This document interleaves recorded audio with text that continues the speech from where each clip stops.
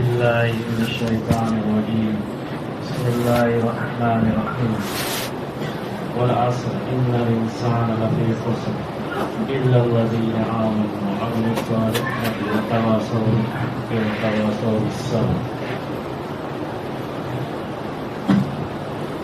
قابل احترام بزرگ اور دوستو، اللہ جل جلالہ و منوالہ کا احسان و کرم ہوا کہ اس نے ہم سب کو اپنے گھر میں آنے کی توفیق عطا فرمائی.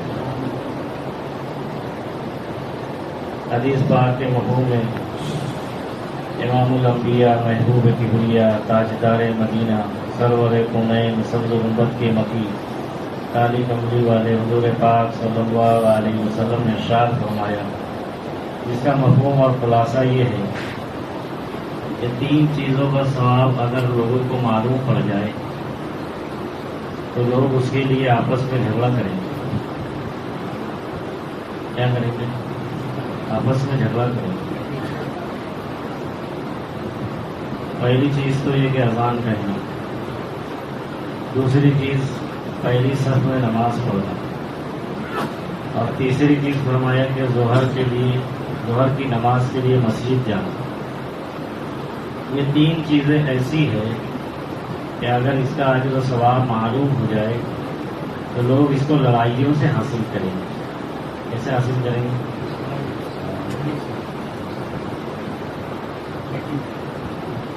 میرے بزرگوں اور دوستوں، اللہ کا دین جو ہے وہ ہم سب کی بنیادی ضرورت ہے. اللہ کا دین ہم سب کی بنیادی ضرورت ہے. فاؤنڈیشن مل ہے. جیسے کھانا ہماری بنیادی ضرورت ہے، بغیر کھائے گزارا. اچھا، گھر میں 5 لوگ ہیں، 3 کھائے 2 نہیں کھائے تو بھی کام چلے گا؟ نہیں چلے گا. کھانا سب کو پڑے گا، اور قریب والے. کپڑا ہماری بنیادی ضرورت ہے تو گھر کے سارے افراد کو پہننا پڑے گا. مکان ہماری بنیادی ضرورت ہے تو ہر ایک کو چاہیے. ہر انسان اس کی فکر کرتا ہے. گورنمنٹ فکر کرتی ہے کہ بھئی ہر ایک کو گھر دو، کیا دو؟ چاہے 1 روم کچن ہی دو، 1 RK، لیکن دو سب. اس لیے کہ روٹی، کپڑا، مکان، بیوی، بچے، دکان، یہ سب کی بنیادی ضرورت ہے. اس میں تقسیم نہیں ہے، ڈیوائڈیشن نہیں ہے اس کے اندر. ایسے ہی اللہ کا دین بھی ہم سب کی بنیادی ضرورت ہے، اس میں تقسیم نہیں ہے کہ بھئی کچھ لوگ ہیں تو اللہ کے احکامات کو پورا کر لیں، رسول اللہ صلی اللہ علیہ وسلم کے طریقے پر چل لیں، دین کے ساتھ زندگی گزار لیں، اور کچھ نہیں کریں. تو جو کریں گے وہ تو پا لیں گے، جو نہیں کریں گے وہ تو نقصان اور خسارے میں رہیں گے. تو کائیں میں رہیں گے؟ نقصان اور خسارے میں رہیں گے. اسی کو اللہ پاک نے قرآن پاک میں فرمایا، اور ایسے ہی نہیں فرمایا بلکہ زمانے کی قسم کھا کر فرمایا. والعصر، قسم ہے زمانے کی. اور زمانہ کیا ہے؟ اللہ کہتے ہیں کہ زمانہ میں خود ہوں. زمانہ میں خود ہوں. تو زمانے کی قسم کھا کر اللہ نے ارشاد فرمایا کہ بڑے ٹوٹے میں ہے، بڑے خسارے میں ہے، بڑے نقصان میں ہے وہ لوگ. سارے کے سارے، سب کے سب نقصان میں. دنیا کے بسنے والے، امیر غریب، پڑھے لکھے ہیں ان پڑھ، چھوٹے بڑے، شہری دیہاتی، کالے گورے، جوان بوڑھے، مرد و عورتیں، سب کے سب نقصان میں. کون کہہ رہا ہے بھائی؟ اللہ کہہ رہا ہے، جو خالق کائنات ہے، جس نے ہم سب کو پیدا کیا، جس نے ہمیں بنایا، جس نے ہم کو وجود دیا، جس نے ہماری تخلیق کی، اور سارے انسانوں میں ساری مخلوقات میں انسانوں کو اشرف بنایا، عقل سلیم عطا فرمائی. وہ اللہ کہہ رہا ہے کہ سارے انسان خسارے میں، نقصان میں، ٹوٹے میں ہیں. لیکن آگے فرمایا کہ مگر وہ لوگ جو ایمان لائے، کیا لائے بھائی؟ ایمان لائے. ہاں ایمان کیا ہے؟ ایمان یقین کا نام ہے. ایمان یقین کا نام ہے کہ ہمارے دلوں کا یہ یقین بن جائے کہ کرنے والی ذات صرف اللہ کی. اللہ پاک سب کچھ کے بغیر سب کچھ کر سکتے ہیں اور اللہ کا غیر اللہ کے بغیر کچھ نہیں کر سکتے. نفع نقصان، بیماری، صحت، عزت ذلت، حفاظت ہلاکت، بلندی پستی، سب کچھ اللہ کے قبضے میں ہے. اس کو کہتے ہیں ایمان کہ اللہ کرتے ہیں اور اللہ ہی کرنے والے ہیں. اور آج تک جو ہوا اللہ نے کیا اور جو ہو رہا ہے اللہ کے کرنے سے ہو رہا ہے اور جو ہوگا اللہ ہی کریں گے. دنیا میں جو بھی حالات پیش آتے ہیں، جو بھی تبدیلیاں ہوتی ہے، سب اللہ کے کرنے سے ہوتی ہے. جو بھی نظام میں اتار چڑھاؤ پیدا ہوتا ہے وہ اللہ کے کرنے سے ہوتا ہے. دریاؤں میں، سمندروں میں مد و جزر آتے ہیں، اللہ کے حکم سے آتے ہیں. ہواؤں کی رفتار میں کمی بیشی ہوتی ہے، وہ اللہ کے حکم سے ہوتی ہے. ابھی چند دو دن پہلے کسی ملک میں ہوائیں اتنی تیز اللہ نے کر دی کہ علاقے کے علاقے صاف ہو گئے. اللہ کے ساتھ مشرق اور مغرب، شمال اور جنوب کا نظام اللہ کے حکم کے تابع ہے. ساری مخلوقات اللہ کی مرضی کے مطابق ہے تو اپنے عمل کو انجام دے رہی ہے. ساری مخلوقات اللہ کے حکم کے تابع ہے. سورج اللہ کی مرضی کے خلاف نہیں نکلتا. جو وقت اللہ نے متعین کر دیا ہے اسی پر نکلے گا، چاہے آج سے 1 کروڑ سال کے بعد نکلے. وہ اللہ کی طرف سے طے کہ وہ 1 کروڑ سال کے بعد وہ کب نکلے. چاند اللہ کے حکم کے تابع، بارش اللہ کے حکم کے تابع. بارش اللہ چاہتے ہیں تو بے حساب اور موسلادھار بارش برسا دیتے ہیں، اور اللہ کا حکم نہیں ہوتا تو پھر علاقوں میں سوکھا پڑا رہتا ہے. لوگ بوند بوند پانی کو ترستے ہیں، کھیتیاں سوکھ جاتی ہیں. کھیتیاں، ندی نالے خالی ہو جاتے ہیں، سوکھا پڑ جاتا ہے. اس میں جانور چرند پرند پریشان کر دیے جاتے ہیں. اور اللہ اگر چاہے تو پھر دھار لگا دے، موسلادھار بارش، پھر علاقے کے علاقے بہ جائیں گے، سونامی چلا دیں، سیلاب لے آئے، گاؤں کے گاؤں صاف ہو جائے پتہ بھی نہیں چلے گا. مویشی، انسان سب پانی کی نظر ہو جاتے ہیں. بارش بھی اللہ برساتا ہے. یہ سب اللہ کا نظام ہے اور یہ سب اللہ کی مرضی کے، یہ سارا نظام اللہ کی مرضی کے تابع ہے. ساری مخلوقات، علماء فرماتے ہیں کہ اللہ نے کم و بیش 18,000 مخلوقات کو پیدا کیا، جس میں 17,999 مخلوق جو ہے وہ اللہ کی مرضی کے 1 ساعت، 1 انچ اور 1 لمحہ بھی اللہ کی مرضی کے خلاف عمل کو انجام نہیں دیتا. لیکن حضرت انسان ایسی مخلوق ہے جس کو اللہ نے اختیار دیا ہے، جس کو اللہ نے پاور دے دیا، زندگی دے کر، موقع دے کر، چانس دے کر کہ ہم نے تمہیں زندگی دے دی اور بھلائی کا راستہ بھی بتا دیا، اور یہ برائی والا راستہ ہے، اور یہ نیکی والا راستہ ہے، اور یہ گناہ والا راستہ ہے. یہ باغ والا راستہ ہے، اس پر چلو گے تو جنت میں پہنچ جاؤ گے، اور یہ آگ والا راستہ ہے، اس پر چلو گے تو جہنم میں پہنچ جاؤ گے.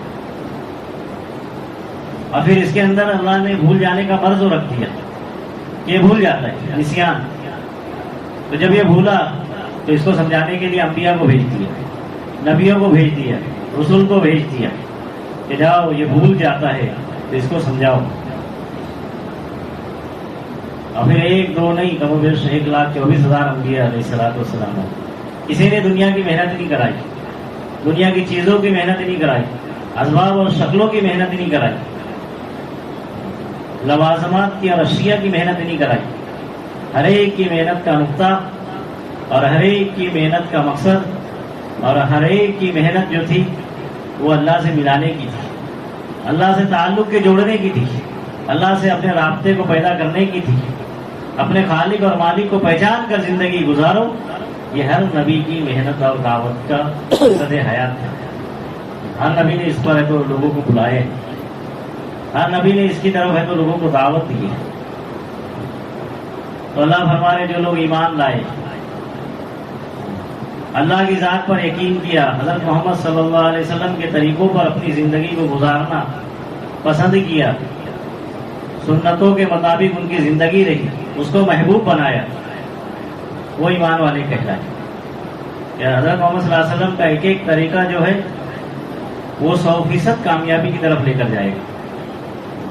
غیروں کے طریقے یہ سب ناکامی کی طرف لے جائیں گے، یہ سب خسارے کی طرف لے جائیں گے، یہ سب جان و مال کے نقصان کی طرف لے جائیں گے، اور صرف دنیا کے نقصان نہیں، ان کا آخرت میں بھی نقصان ہو جائے گا جو غیروں کے طریقے کو اپنی زندگی کا مقصد بنائیں گے۔ آج معاشرہ بگڑا محنت نہ ہونے کی وجہ سے، تو زندگیوں میں غیروں کے طریقے آ گئے۔ ایمان والا مسلمان جان مال خرچ کر کے غیروں کے طریقے کو اپنی زندگی میں ڈالے۔ حالانکہ حدیث پاک کے مفہوم میں فرمایا کہ جو جس قوم کی مشابہت اختیار کرے گا، من تشبہ بقوم فہو منہم، کل روز قیامت کے دن ان کے ساتھ اٹھایا جائے گا۔ حضور پاک صلی اللہ علیہ وسلم کا ایک ایک طریقہ، پیر کے ناخن سے لے کر پیشانی کے بالوں تک، صبح سے لے کر شام تک، پیدائش سے لے کر موت تک، قبر کے اندر جانے تک، سارا نظام عمل موجود ہے۔ نبی نے ساری زندگی گزار کر بتلایا کہ انفرادی ہو تو کیسے، اجتماعی ہو تو کیسے، مسجد میں ہو تو کیسے، گھر میں ہو تو کیسے، بیوی بچوں میں ہو تو کیسے، کاروبار میں ہو تو کیسے، آدمی تاجر ہو تو کیسی زندگی گزارے، ملازم ہو تو کیسی زندگی گزارے، کسان ہو تو کیسی زندگی گزارے، کہ زراعت میں ہے تو اس کے لیے کس طریقے سے اس کو ہے تو نبی کے طریقے پر زندگی گزارنا ہے، سب بتا دیا، ایک ایک طریقہ بتلا دیا۔ ایک ایک اللہ کے نبی صلی اللہ علیہ وسلم کے طریقے میں دنیا آخرت کی کامیابی ہے، دنیا آخرت کا نفع ہے، دنیا آخرت کی عافیت ہے اس کے اندر۔ حضور پاک صلی اللہ علیہ وسلم کے طریقوں میں آج امت اس کو چھوڑ کر زندگی گزارتی۔ لوگ سمجھتے ہیں کہ نبی کے طریقے کو اختیار کریں گے تو معاشرہ اور سماج ہمارے ساتھ نہیں ہوگا، ہم دنیا کے شعبوں میں ترقی نہیں کر سکیں گے۔ حالانکہ اسلام تو آیا ہی اس لیے تھا کہ کامیابیاں حاصل کی جاتی، ترقی کے منازل طے کیے جاتے ہیں، لیکن کیونکہ بنیوں کے ملکوں میں ہے، نبیوں کا ملک تو ہے نہیں ہندوستان، بنیوں کا ملک ہے، غیروں کی ساتھ زندگیاں گزر رہی ہے، تو وہ جس دوڑ میں دوڑ رہے تھے انہیں کے ساتھ مسلمان بھی دوڑنا شروع کر دیا، مرد بھی دوڑنا شروع کر دیا، عورتوں نے بھی دوڑنا شروع کر دیا، نوجوان بھی دوڑ رہے ہیں، بچے بھی دوڑ رہے ہیں کہ بھئی اگر دنیا کی ترقی چاہتے ہو تو دنیا داروں کے ساتھ چلو۔ تاکہ ایسا نہیں ہوتا۔ ایک کمپنی کے اندر کوئی جاب نکلی تو انہوں نے اس کا ایڈ نکالا کہ بھئی ہمارے یہاں پر سیلس مین کی ضرورت ہے، بہت سارے لوگ پہنچ گئے، نوجوان ایسی خالی لوگ ڈگریاں لے کر پھر رہے ہیں، پہنچ گئے۔ اب اس میں ایک دیندار نوجوان بھی، وہ بھی اپنی فائل لے کر پہنچ گیا۔ نبی کا طریقہ ہے زندگی میں، ٹوپی ہے، کرتا ہے۔ تبلیغ والوں کو لوگ سمجھتے ہیں چھوٹے بھائی کا پائجامہ، بڑے بھائی کا کرتا، کیا سمجھتے ہیں؟ چھوٹے بھائی کا کرتا، چھوٹے بھائی کا پائجامہ، بڑے بھائی کا کرتا، حالانکہ سنت ہے اور اس میں بڑی عافیت ہے۔ ایک نوجوان بیان میں آ گیا، بھائی اس کو آگے بیٹھو، تو جین پینٹ پہنا تھا، بولے میں بیٹھ ہی نہیں سکتا، کیا کہہ رہے ہیں بیٹھ ہی نہیں سکتا، یعنی اس کا کپڑا اس کو تکلیف دے رہا۔ تو وہ بھی پہنچ گیا، لوگ ہنسنے لگے، بھائی ان کا اس کمپنی میں کیا کام؟ وہ بیٹھ گئے، وہ ایک ایک کر کے اندر جاتے رہے، انٹرویو لے کر آتے رہے، اس کا نمبر آیا، یہ بھی چلا، اندر گیا، اس کے یہاں پر مسواک لگی ہوئی تھی۔ اب جو لوگ بیٹھے تھے انٹرویو لینے کے لیے، انہوں نے دیکھا یہ مولوی صاحب بھی آ گئے، حالانکہ اس کے پاس بھی ڈگری تھی، کیا تھی؟ ڈگری تھی اس کے پاس۔ وہ جا کر بیٹھ گیا، اس میں سے کہنے لگا کہ بھائی یہ آپ نے لکڑی لگا کر رکھی ہے، یہ کیا ہے؟ تو نوجوان کہنے لگا کہ مسواک ہے، اور اس کے اندر 70 فائدے ہیں۔ مسواک میں کتنے؟ حدیث میں ہے کہ مسواک کے اندر 70 فائدے، سارے فائدے گنائے اس نے، 10 تو وہاں پر گنوا دیے۔ امام غزالی رحمۃ اللہ علیہ نے اس کو تفصیل سے بیان کی کہ مسواک کے اندر کتنے فائدے، 70 فائدے اس نے گنوا دیے۔ سب نے کہا کہ اب کسی کا انٹرویو لینے کی ضرورت نہیں۔ بولے کیوں؟ بولے جب یہ آدمی ایک لکڑی کے 70 فائدے گنوا سکتا ہے تو ہمارے پروڈکٹ کے کتنے فائدے بتائیں؟ تو اس کو طے کرو کہ نبی کے طریقے میں کامیابی دنیا اور آخرت کی. نبی کے طریقے. آج جو امت کے اندر آواز لگ رہی ہے کہ امت میں ارتداد پیدا ہوا ہے، مسلمان ہے تو غیروں کے دین کو اچھا سمجھ کر اس کی طرف راغب ہو رہا ہے، اس کا سب سے زیادہ جو اثر پیدا ہوا ہے وہ اسکول اور کالجوں کے ذریعے سے پیدا ہوا ہے کہ وہاں دنیا کی تعلیمات اس اعتبار سے دی جا رہی ہے کہ ان کو اسلام اچھا نہیں لگتا، حالانکہ یہ درسگاہیں آدمی کو انسان بنانے کے لیے تھی. کیا بنانے کے لیے؟ علامہ اقبال نے کہا کہ درسگاہ ہے تیرا میں قدا نہیں ساکی، یہ درسگاہ ہے تیرا میں قدا نہیں ساکی، یہاں کی خاک سے انسان بنائے جاتے ہیں. بتاؤ کہیں انسان نظر آ رہے ہیں؟ اسکول کالجوں کے باہر آپ جا کر ماحول دیکھو، ساری حیوانیت، ساری فحشیت، ساری عریانیت آپ کو نظر آتی ہے. اور خاص طور سے مسلمانوں کے انسٹیٹیوٹ جو ہے، ادارے جو ہیں، وہ اس کے مرکز بنے. وجہ بے دینی، وجہ اللہ کے احکامات زندگیوں میں نہیں ہونا، مقصد زندگی کو بھول جانا. پرورش اس انداز سے ہوئی کہ بے راہ روی کی زندگی ہو گئی. کسی نے نہیں بتایا، اگر بتلایا تو صرف اتنا بتلایا گیا کہ تمہیں کھانا اس لیے کہ تمہیں کمانا ہے، اور کمانا اس لیے کہ تمہیں کھانا ہے، اور تمہیں زندگی کو سنوارنا ہے دنیا کی. حالانکہ دنیا کی زندگی تو ختم ہونے والی ہے. دنیا کی زندگی تو جو دنیا میں آیا ہے اس کو دنیا سے جانا ہے. جو دنیا میں آیا اس کو دنیا سے جانا ہے. یہ دنیا رہ گزر ہے، بستی نہیں ہے. یہ دنیا رہ گزر ہے، بستی نہیں ہے، یہاں کا قیام نہیں ہے. اللہ کے نبی صلی اللہ علیہ وسلم نے ارشاد فرمایا کہ دنیا میں زندگی ایسے گزارو جیسے مسافر زندگی گزارتا ہے، راہ چلنے والا زندگی گزارتا ہے. اس طریقے سے زندگی گزارتا ہے. آج سب ہے تو اس انداز سے زندگیاں گزار رہے ہیں کہ جیسے ہمیں ہمیشہ یہاں رہنا ہے. زندگی کو اس انداز سے گزارنا ہے. بڑی محنت کی ضرورت ہے بزرگوں سے. امت اس ڈگر پر اس حال میں اس وقت تو کھڑی ہے کہ اس کا کوئی پرسان حال نہیں. بے بسی کی زندگی تو ہے ہی ہے، بے حسی کی بھی زندگی ہے.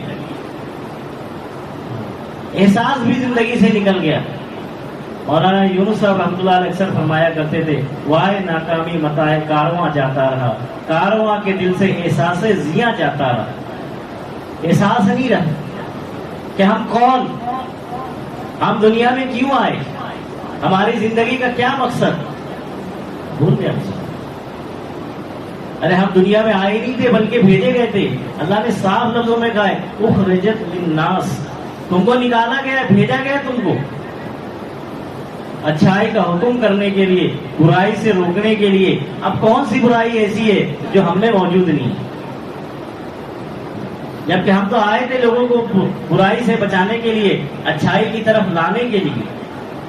آج زندگی اس انداز میں ہو رہی ہے. انسانیت ہے تو رخصت ہو گئی، انسانیت رخصت ہو گئی. پہلے انسان مر جاتا تھا، روحیں بھٹکتی تھی. آج روحیں مر گئی، انسان بھٹک رہے ہیں. کیا بھٹک رہے ہیں؟ بولتے ہیں نا، بولے آتما بھٹکتی ہے. کسی کا انتقال ہو اس کی آتما. آج آتما نہیں بھٹک رہی، آتما مر گئی ہے.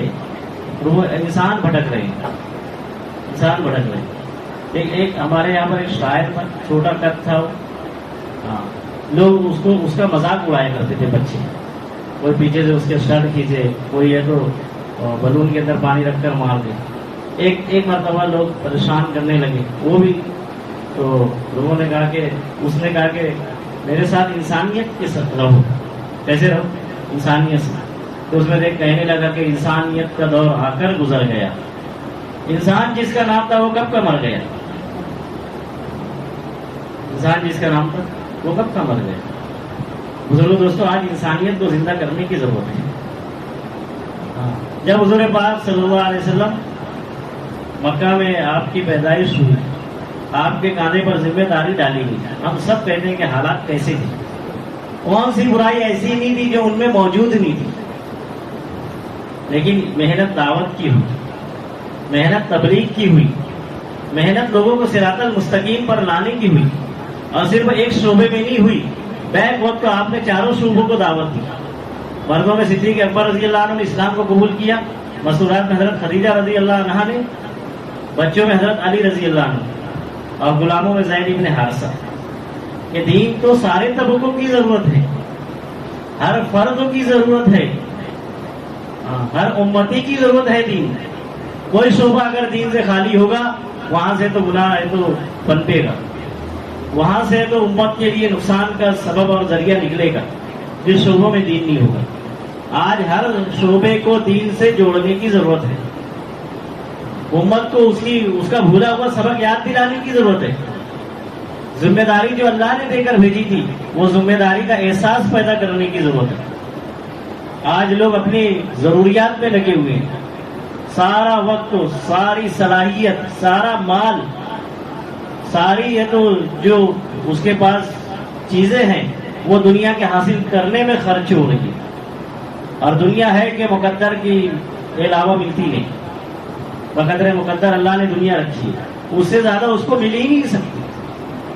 حضرت شیخ رحمۃ اللہ علیہ نے فضائل صدقات میں لکھا کہ جب کسی کا انتقال ہو جاتا ہے، کسی کے گھر میں کسی کا انتقال ہو جاتا ہے، تو گھر کے سارے لوگ روتے ہیں، گھر کے سارے لوگ روتے ہیں۔ ایک فرشتہ ان کے گھر کے دروازے پر کھڑا ہو جاتا ہے، اس طرح ہاتھ رکھ کر، جس کی آواز کو جن اور انس کے علاوہ سب سنتے ہیں، دیکھتے بھی جن اور انس کے علاوہ۔ وہ کہتا ہے کہ رونے والی ہوں اور رونے والوں چپ ہو جاؤ، میں نے اس میت پر کوئی ظلم نہیں کیا۔ جب اس کے ہوا کا ایک ایک ذرہ، پانی کا ایک ایک قطرہ اور کھانے کا ایک ایک لقمہ ختم ہو گیا، تب میں نے اس کی روح نکالی۔ انسان تو اپنا مقدر پورا کر کے جائے گا دنیا سے، لیکن اگر اس نے اپنی ذمہ داری کو پورا نہیں کیا تو کل روز قیامت کے دن اس سے پوچھ لو۔ اتنی بڑی مسلمانوں کی بستی، اتنے سارے مسلمان، اللہ کے ایک حکم نماز پر بھی 100% قائم نہیں ہے، پھر حالات روز کے روز سے بدتر ہوتے جا رہے ہیں۔ مشکلات ہے کہ کم ہونے کا نام نہیں لیتی، پریشانیاں ہے کہ دور نہیں ہوتی، مسائل ہے کہ حل نہیں ہوتے۔ کیسے ہوگا بزرگوں؟ ذمہ داری کو پورا کرنا پڑے گا، جو جہاں ہے اس کو اپنے حصے کی ذمہ داری پورا کرنا پڑے گی۔ اپنے مقصد کو ہم کو ہے تو اپنے سامنے لانا پڑے گا۔ دین جو ہم نے پسے پشت کو ڈال دیا ہے، اس کو اپنے آگے رکھنا پڑے گا۔ دین کو ہم نے پسے پشت کو ڈال دیا، دنیا کے طریقے وہ ایمان والوں کو، مسلمانوں کو اچھے لگ رہے ہیں، اس کے لیے تو کوشش، اس کے لیے جدوجہد، اس کے لیے خرچ۔ تو اگر اسی طرح زندگیاں گزرتی رہی تو دوستو آخرت تو ہے ہی، دنیا بھی نقصان میں چلی جائے گی، اور اللہ نے کہہ ہی دیا کہ سب کے سب نقصان میں، خسارے میں ہیں، مگر وہ لوگ جو ایمان لائے اور اچھے عمل کیے۔ آج عمل بھی رخصت ہے، عمل بھی رخصت ہے، جو جتنے پر ہے اتنے پر مطمئن ہے، جبکہ صحابہ مطمئن نہیں تھے، سب کچھ دین پر لگا کے، سب کچھ ہے تو کر کے اللہ سے اور آخرت کے اور جنت اور جہنم سے ڈرا کرتے تھے۔ آج کا ایمان والا 5 وقت کی نماز پڑھ کر اپنے آپ کو جنت کا حقدار سمجھ رہا ہے۔ کیا سمجھ رہے ہیں؟ جنت تو اپنی پکی ہے، جنت اتنی سستی تھوڑی ہے۔ پہلے غفلت تیری ہستی نہیں، سوچ لے جنت اتنی سستی نہیں، یہ دنیا رہ گزر ہے بستی نہیں، عیش اور عشرت تیری ہستی نہیں۔ یہ آدمی تعیش کے نقشوں میں زندگی گزارے، اس کے کپڑے کی پریس بھی نہ ٹوٹے، پیٹ کا پانی بھی نہ ہیلے، اور یہ سوچیں کہ جنت مل جائے گی، اللہ کا دین چمک جائے گا، اللہ کا کلمہ بلند ہو جائے گا، اور میں اپنی گھر میں، اپنے بیوی بچوں میں، اپنی آفس میں، اپنی ملازمت میں، اپنی ضرورت میں، اپنے حاجت میں، اپنی چیزوں میں لگا رہوں گا، اور یہ کوئی کرشمہ ظاہر ہو جائے گا۔ ایسا کچھ نہیں ہو سکتا، ایسا کبھی نہ ہوا ہے نہ ہوگا۔ یہ اللہ کی عادت نہیں ہے، یہ اللہ کی سنت بھی نہیں ہے۔ قربانیاں دی انبیاء نے، صحابہ نے، اولیاء اللہ نے قربانیاں دی، جن کے نام ہم لیتے ہیں، انہوں نے تو دین کے لیے قربانیاں دی۔ حضرت خواجہ معین چشتی اجمیری رحمۃ اللہ علیہ کہاں کے رہنے والے تھے؟ ایران کے شہر سنجر کے رہنے والے تھے۔ ایران اس کا ایک شہر ہے سنجر، وہاں کے رہنے والے تھے، بڑے رئیس تھے، خواجہ معین الدین چشتی رحمۃ اللہ علیہ مالدار تھے، حج کے لیے مکہ شریف تشریف لے گئے، حج کیا، حج کرنے کے بعد روضہ اطہر کی زیارت کے لیے مدینہ تشریف لے گئے خواجہ معین الدین چشتی رحمۃ اللہ علیہ۔ وہاں گئے، مسجد نبی میں نماز ادا کی، حضور پاک صلی اللہ علیہ وسلم کے روضہ مبارک پر گئے، درود و سلام پڑھا، مسجد میں قیام تھا۔ اس زمانے میں کہاں ہوٹلیں تھے، سو رہے تھے، اللہ کے نبی صلی اللہ علیہ وسلم خواب میں آئے اور کہا کہ معین الدین تم ہندوستان چلے جاؤ، وہاں پر بڑا کفر اور شرک ہو رہا ہے۔ یہ سو کر اٹھے تو خواب پورا آنکھوں کے سامنے، ذہن میں، سامان باندھا، وطن واپس لوٹے۔ والد کا انتقال ہو چکا تھا، والدہ حیات تھی، بڑی نیک پارسا، بڑی نیک عورت تھی، متقی پرہیزگار، صوم و صلات کی پابند۔ گئے وہاں پر، مہینوں کا سفر کر کے اپنے ملک کو واپس، اور جا کر والدہ سے ساری کارگزاری بیان کی۔ پھر اس نے یہ خواب کا بھی تذکرہ کر دیا کہ میں مسجد نبی میں سویا ہوا تھا، اللہ کے نبی صلی اللہ علیہ وسلم خواب میں آیا، مجھے ہندوستان جانے کا حکم ہوا۔ کہا کہ پھر فوراً نکلو۔ کہا کہ آپ اکیلی ہیں، آپ کی خدمت، کہا کہ میری خدمت کی فکر نہیں کر، تجھے جس چیز کا حکم ہوا ہے اس کو پورا کر۔ فوراً سامان سفر باندھا۔ اس زمانے میں ایسا نہیں تھا کہ دلی جانا ہے تو فوراً موبائل نکالیں، ٹرین کا ٹکٹ بک کیے، ٹرین کا نہیں تو اے سی کا کر لیے، اے سی نہیں تو پلین کا کر لیے، فٹافٹ پورے 3,500 میں تو مل ہی جائے گا۔ ایسا نہیں تھا، دشوار گزار پیدل سفر کرنا ہے، گھوڑوں پر سفر کرنا ہے، اونٹوں پر سفر کرنا ہے، کبھی پہاڑوں سے گزرنا ہے، کبھی دریاؤں سے گزرنا ہے، کبھی جنگلوں سے گزرنا ہے، سارے راستے سفر کرتے ہیں۔ راستے میں کوئی ہوٹل نہیں، کوئی سرائے نہیں، جو کچھ اپنے پاس پوچھا ہے بس اسی پر گزارا ہے۔ کبھی بھوکے چل رہے ہیں، کبھی کہیں مل گئے تو کھا رہے ہیں۔ سفر کرتے ہوئے بنگلہ دیش کی راجدھانی ڈھاکہ پہنچی، وہاں کچھ دن قیام کیا خواجہ معین الدین چشتی رحمۃ اللہ علیہ۔ ڈھاکہ سے پھر سفر شروع کیا، راجستھان کے شہر اجمیر آئے، 90 لاکھ لوگ آپ کے ہاتھ پر ایمان لائے۔ کتنے لاکھ لوگ؟ کوئی جادو کی چھڑی لے کے نہیں چلے تھے، کوئی ان کے پاس ایسا نہیں تھا کہ بھائی جس کے اوپر رکھ دیے وہ مسلمان ہو گئے، نہیں، مجاہدہ تھا۔ زندگی میں اللہ کے احکامات تھے، نبی صلی اللہ علیہ وسلم کے اخلاق کریمانہ تھے کہ جو آپ کو دیکھتا تھا وہ آپ کا ہو جاتا تھا، جو آپ کو دیکھتا تھا، آپ کے طور طریقے کو، آپ کے برتاؤ کو، آپ کے اخلاق کو، آپ کی زندگی کو دیکھتا تھا، وہ آپ کا ہو جاتا تھا۔ اور آج بھی مسلمان کم، غیر ان کے ہیں تو قبر پر اور ان کے مزار پر غیر زیادہ جاتے ہیں۔ یہ کیسے ہوا؟ زندگی تھی، قربانی تھی، مجاہدہ تھا، 22 بیلوں کی جوڑیاں ان کے کھیت میں کام کرا کرتی تھی، اتنی بڑی پراپرٹی تھی، جائیداد تھی، لیکن سب اللہ کے دین کے لیے لگائے۔ کیا ضرورت تھی ان کو چھوڑنے کی؟ یہ تو میں اللہ کے ولی کا واقعہ، صحابہ کی پوری حیات الصحابہ ہے، کہتے صحابہ اٹھا کے دیکھا، سب کچھ کے بعد ہے تو زمین کے پیوند بنے، جہاں گئے وہاں پر اپنی قبریں بنائی۔ آج بھی ہم چاہتے ہیں کہ اللہ کا دین زندہ ہو، اللہ کی وہ رحمتیں، وہ برکتیں، وہ نصرتیں مسلمانوں کے ساتھ ہوں، تو یہ صرف بیانات اور تقاریر سے زندہ نہیں ہوگی، یا صرف ہمارے سوچ اور وچار سے تو یہ چیز پیدا نہیں ہوگی۔ اس کے لیے تو قدم اٹھانا پڑے گا، عملی جدوجہد کرنا پڑے گی، قربانی دینا پڑے گی، اپنے آرام کو، اپنے عیش اور عشرت کو چھوڑنا پڑے گا۔ امت کا کوئی پرسان حل نہیں ہے بزرگ، مسلمانوں کی لڑکیاں غیروں کے ساتھ جا رہی ہیں، صرف پوسٹر لگا دینے سے، بیانات کر دینے سے مسئلہ حل نہیں ہوگا۔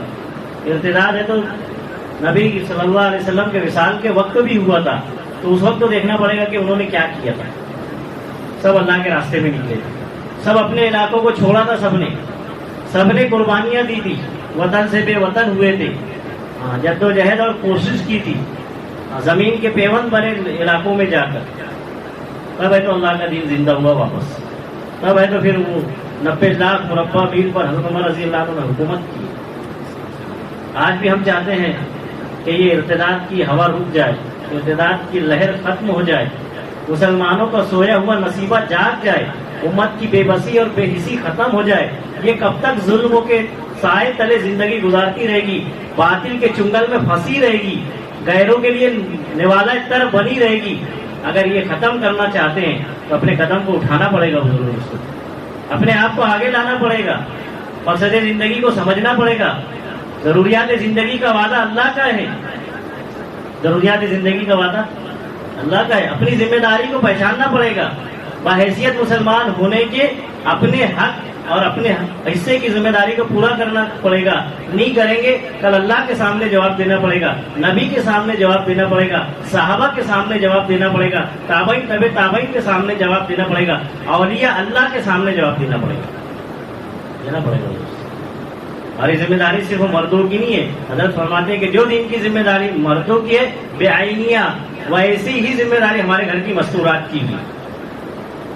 آج تو وہ جو دین سے بہت دور ہے، ہم نے ان کی دنیا کی فکر کی، دین کی فکر کب کریں گے؟ امت ہے تو کس ڈگر پر اور کس سطح پر زندگی گزار رہی ہے، کوئی پرسان حال نہیں ہے، اس پر آنا پڑے گا۔ یہ مذاکرے، یہ جوڑنا، یہ اس کے لیے اپنے آپ کو ہے تو لگانا، ہر شعبہ ہے تو دین کے لیے کوشش اور جدوجہد کرے، اپنے حصے کی ذمہ داری پورا کرے، یہ اس پر آنا پڑے گا۔ جو نہیں ہے یہاں پر ان تک بات کو پہنچانا پڑے گا، کم سے کم بات کے پہنچا دینے سے تو آدمی ذمہ داری سے بری ہوگا۔ اگر ہم نے بات بھی نہیں پہنچائی تو دوستوں قصوروار ٹھہریں گے، جواب دہی ہم پر لازم آئے گی، اللہ کے سامنے کھڑا ہونا پڑے گا۔ اللہ کو ہے تو اپنے دنیا میں آنے کی جو ذمہ داری ملی ہے اس کے بارے میں تو پوچھ ہوگی، اس کے بارے میں تو جواب دینا پڑے گا۔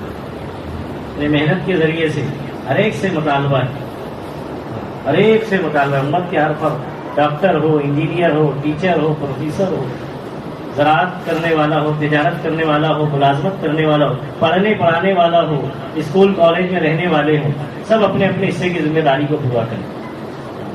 تب ہے تو ماحول کے اندر تبدیلی پیدا ہوگی، تب ہے تو ہوا کا رخ ہماری موافقت میں ہوگا، ورنہ اس وقت تو مخالفت میں چل رہا ہے۔ امت پر کس وقت کیا گاز گر جائے گی، کیا حال آ جائے گا بتا نہیں سکتے۔ خباثت غالب ہوگی تو نیک لوگ بھی ہے تو اس کے اندر ہے تو اللہ کے عذاب کے تو مشترک ٹھہریں گے، حصے دار اس میں بھی ٹھہریں گے۔ جو نیک ہیں، جو چند احکامات کو پورا کر رہے ہیں، وہ بھی نہیں بچیں گے۔ تو فکر کرنا پڑے گا، اس کے لیے بزرگوں سے یہ جڑنا ہے اور احساس دلانا ہے، فکر کا پیدا کرنا ہے کہ ہم جو ہے تو کچھ نہ کچھ درجے میں آگے بڑھیں۔ کب تک ایک کان سے سن کر دوسرے کان سے نکالتے رہیں گے؟ اس وقت اللہ نے موقع دیا، پورے مہاراشٹر کے اندر نومبر دسمبر میں اجتماع ہو رہے ہیں۔